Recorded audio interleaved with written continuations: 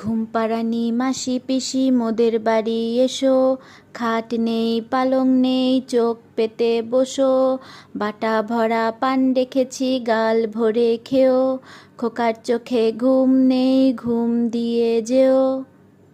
মা ঘুমিয়ে পড়লেই একটু বাইরে গিয়ে মন্টু আর বিল্টুর সাথে খেলে আসবো। মা বোধহয় ঘুমিয়েই গেছে।